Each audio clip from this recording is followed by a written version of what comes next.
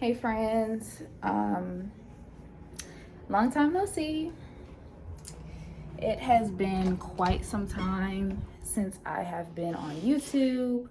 As you can see, I am in a new space. I moved, I got my own house. Um, so yeah, I've been really busy.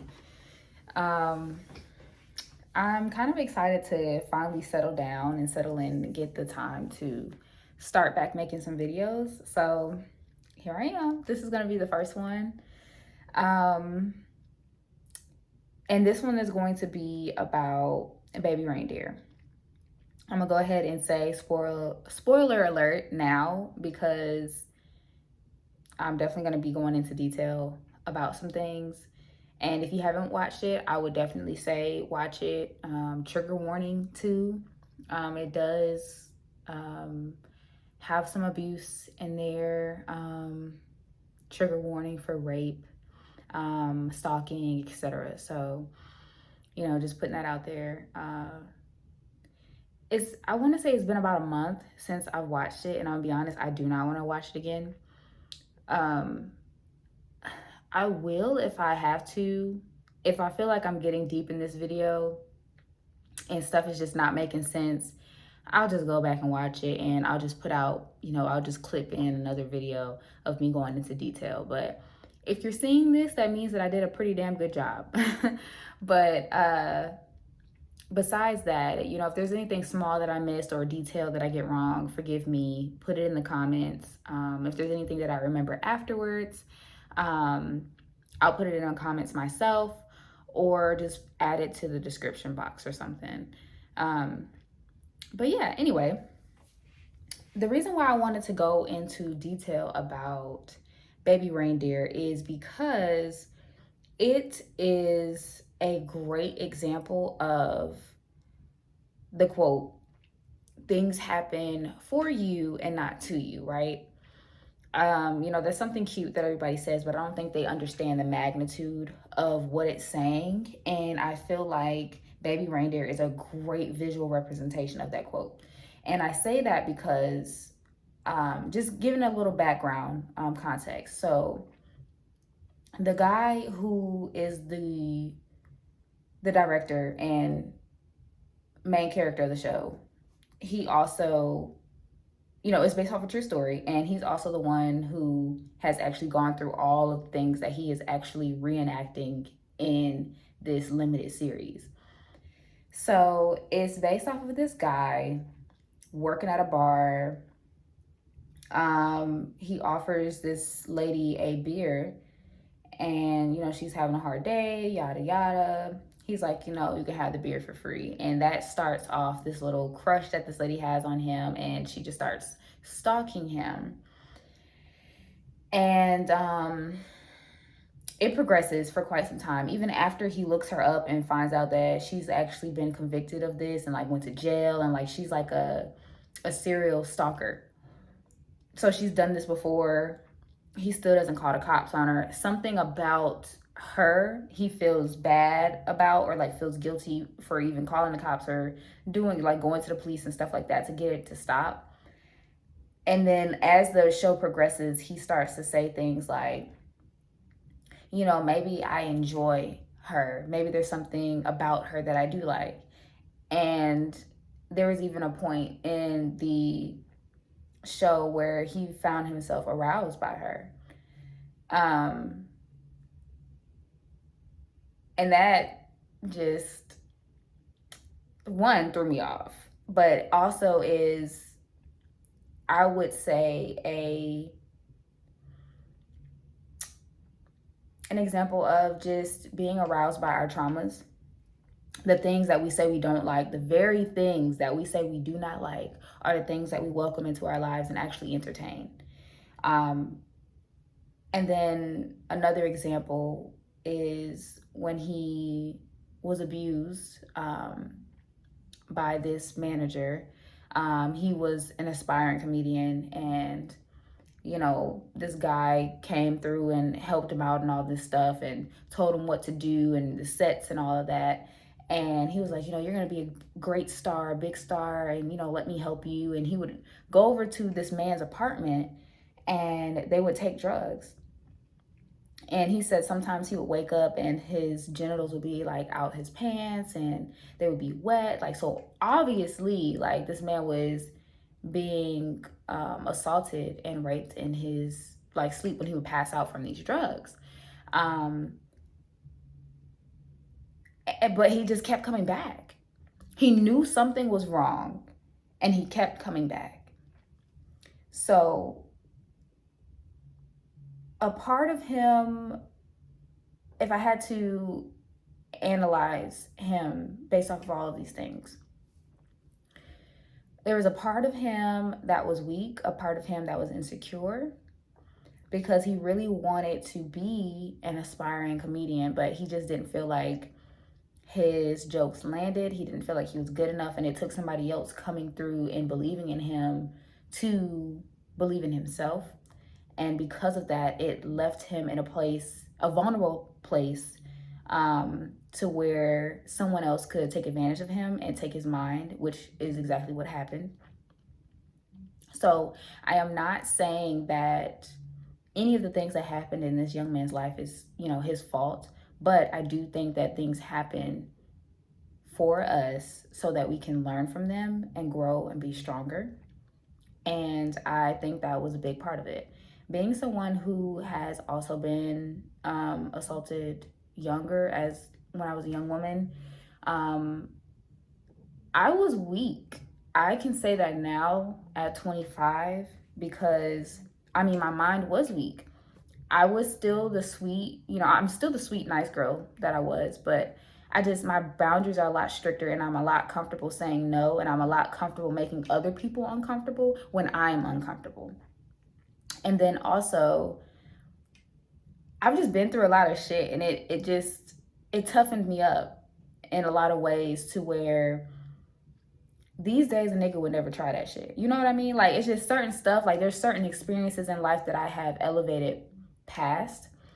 I do still go through things, but just certain things, when you ascend to a certain point, you just don't welcome certain circumstances into your life anymore. They just don't happen.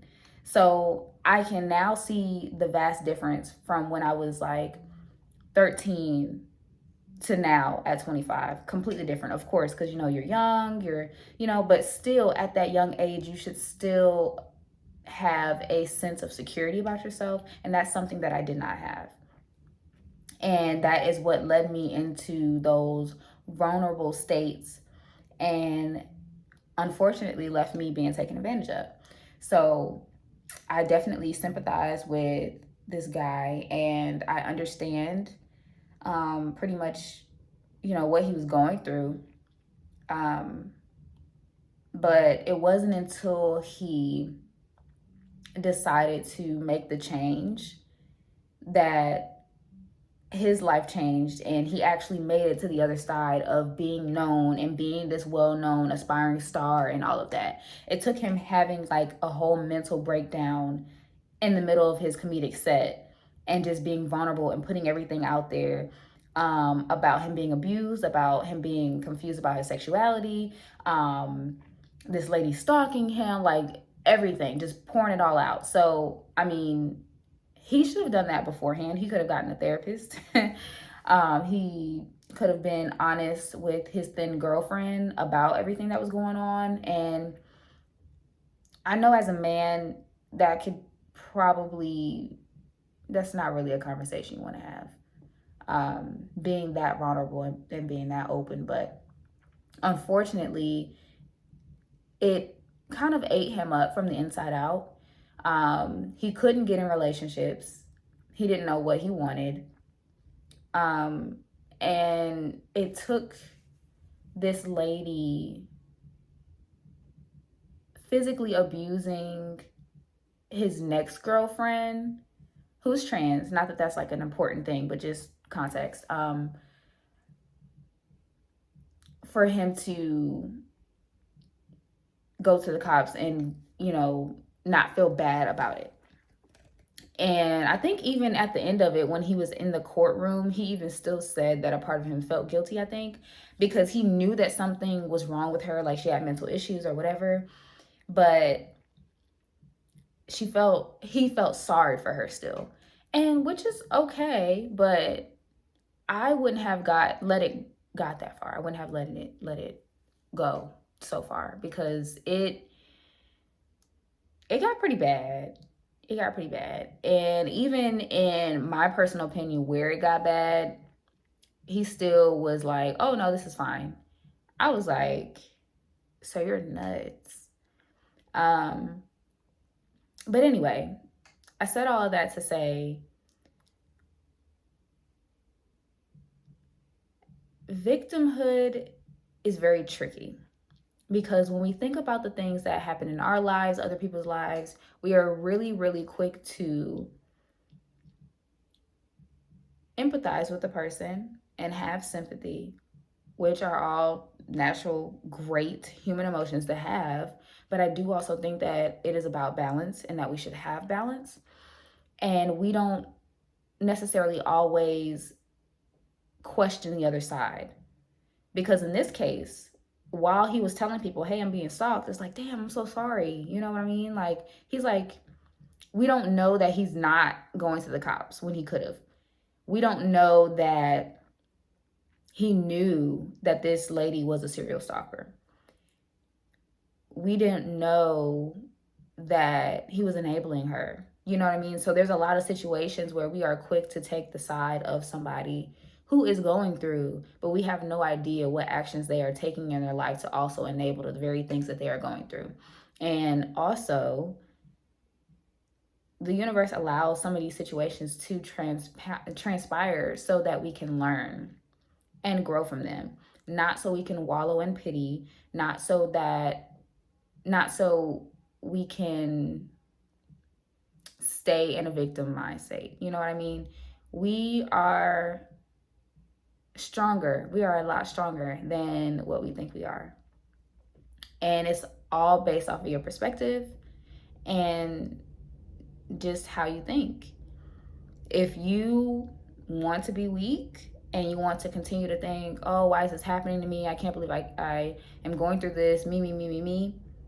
You're probably going to stay in the situation or meet the same situation in different bodies. But if you go through something and you can be good at recognizing patterns, observe energy, and come out of a situation and say, this will never happen to me again, I'll be damned. The next time a motherfucker better kill me before I let this happen, you know, before I go through this again, type of thing, then I'm willing to put all my life earnings on it. You'll probably never go through that again. But it's not until you get tired of your current situation and circumstances that things will change. Please understand that God has a will for us all, but they also granted us free will on this earth. So if you look at it from a perspective of what is this trying to teach me versus why is this happening to me, you will see a shift. You will see a shift in your life and your energy, and your power and your gifts. Everything, like your entire life will change. So yeah, that was just short and sweet.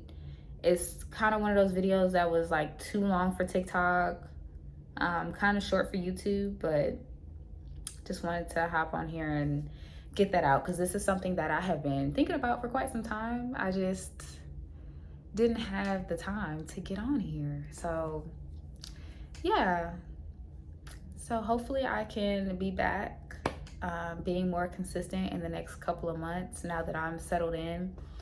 But yeah, let me know what you guys think in the comments. Have you watched Baby Reindeer? What do you think about it? And if you guys have anything to add, please do. All right, I'll see y'all next time. Peace.